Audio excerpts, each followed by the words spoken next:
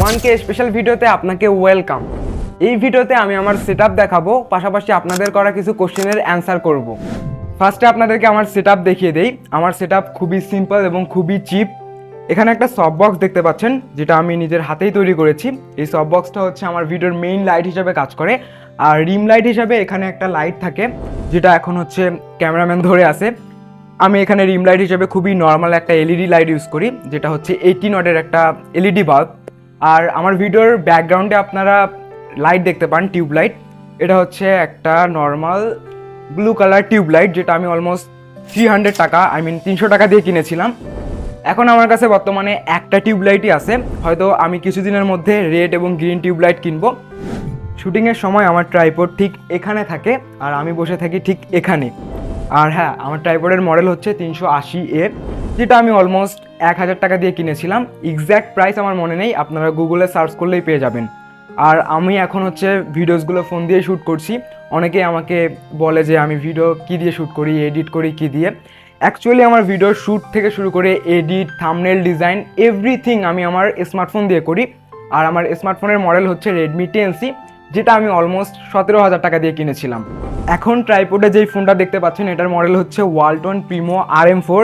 এটা হচ্ছে আমার ফার্স্ট অ্যান্ড্রয়েড স্মার্টফোন। এই স্মার্টফোন দিয়েই আমি আমার ইউটিউব জার্নি স্টার্ট করি, আর এটার প্রাইস ছিল মাত্র 10,500 টাকা। আমি মাইক্রোফোন হিসাবে ইউজ করছি বোয়া বাই এমন। এটা কোনো অরিজিনাল বোয়া এমন মাইক্রোফোন না, এটা একটা ফেক বোয়া এমন মাইক্রোফোন, যেটা আমি 450 টাকা দিয়ে কিনেছিলাম। এই মাইক্রোফোন দিয়েই এই চ্যানেলের সবগুলো ভিডিও রেকর্ড করা হয়েছে। ডেফিনেটলি আমি সামনের দিকে মাইক্রোফোনে ইনভেস্ট করব, কেননা ভিডিওর ক্ষেত্রে ভিডিওর সাউন্ড কোয়ালিটি অনেক বেশি ইম্পর্টেন্ট। এখানে একটা টেবিল দেখতে পাচ্ছেন, এই টেবিলে বেশ কিছু আইটেম রাখা আছে। এই টেবিলের উপর সব থেকে ইম্পর্টেন্ট জিনিসগুলো রাখা আছে, যেমন এটা হলো একটা খাতা। এই খাতায় হচ্ছে আমার ভিডিওর সবগুলো স্ক্রিপ্ট লেখা হয়, এই স্ক্রিপ্ট দেখে দেখেই ভিডিওগুলো শ্যুট করা হয়।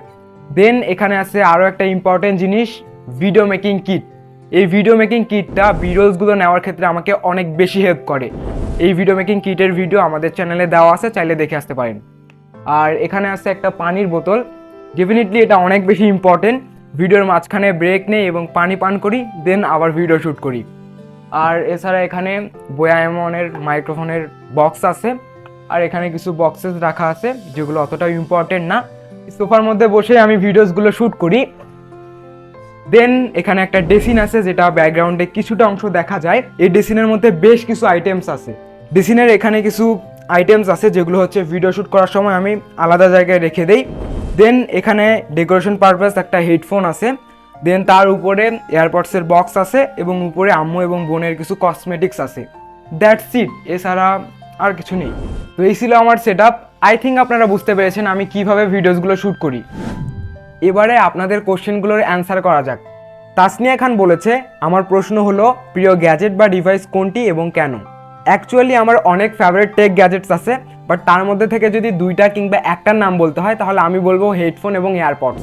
হেডফোন এবং এয়ারপডসের নাম বললাম কারণ এগুলো আমাকে প্রতিদিনই ব্যবহার করতে হয়। যখন ভিডিও এডিট করি তখন হেডফোন মাস্ট লাগে, হেডফোন ছাড়া ভিডিও সাউন্ড ডিজাইন করা পসিবলই না। এছাড়া গান শোনার সময় এয়ারপডস ব্যবহার করি, ভিডিও কলে কথা বলার সময় এয়ারপডস ব্যবহার করি, অডিও কলে কথা বলার সময় এয়ারপডস ব্যবহার করি। দ্যাটস ওয়াই আমি হেডফোন এবং এয়ারপডসের নাম বললাম।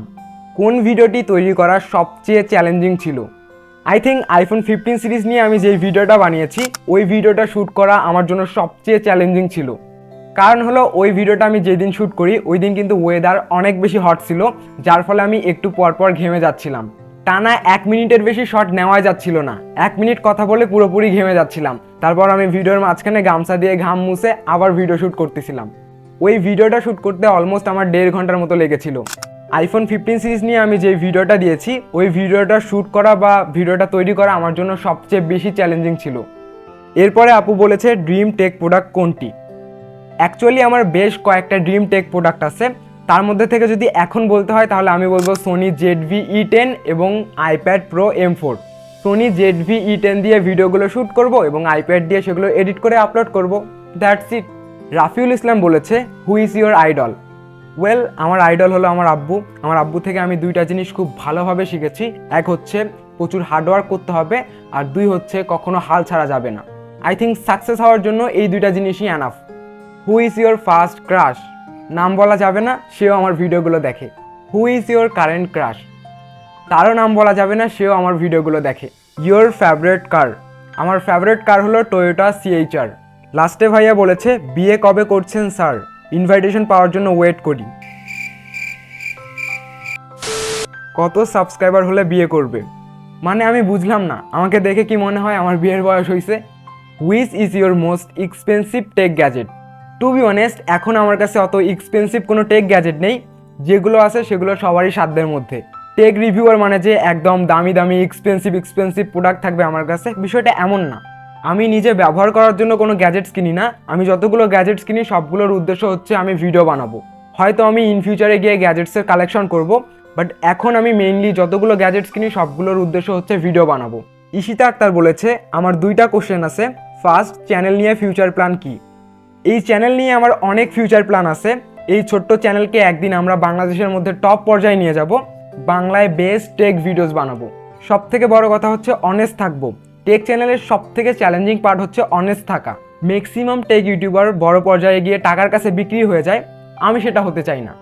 আপুর দ্বিতীয় কোশ্চেন হচ্ছে এই যে ইউটিউবিং করছো, ফ্যামিলি কি সাপোর্ট করে? হ্যাঁ, ইউটিউবে ভিডিওস বানাই, আমার ফ্যামিলি আমাকে সাপোর্ট করে।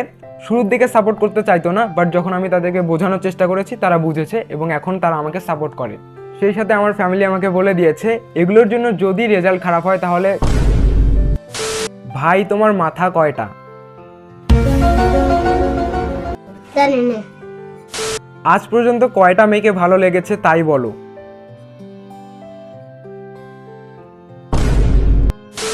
আর তোমাদের দিকেও কি বন্যা সব ভাসিয়ে নিয়ে যাচ্ছে? আলহামদুলিল্লাহ, বন্যার সময় আমাদের এদিকে তেমন কিছু হয়নি, সব কিছু নর্মালি ছিল। সুজয় ভাইয়া বলেছে 1000 সাবস্ক্রাইবার উপলক্ষে তোমার কাছে আমার 2টি প্রশ্ন হলো। 1, তোমার পছন্দের স্মার্টফোন ব্র্যান্ড যদি তাদের কাজ বন্ধ করে দেয় তাহলে কোন স্মার্টফোন ব্র্যান্ড বেছে নেবে? এই কোশ্চেনের অ্যান্সারটা আমি রিভিউয়ার হিসেবে না, একজন নর্মাল পার্সন হিসেবে দিব। কারণ রিভিউয়ার হিসেবে কোনো ব্র্যান্ডকে যদি আমি ভালো বলি তাহলে কমেন্ট বক্সে আপনারা গালাগালি শুরু করে দিবেন। এনিওয়েজ, আমার ফেভারিট স্মার্টফোন ব্র্যান্ড যদি তাদের কাজ বন্ধ করে দেয় তাহলে আই থিঙ্ক আমি শাওমিকে বেছে নিব।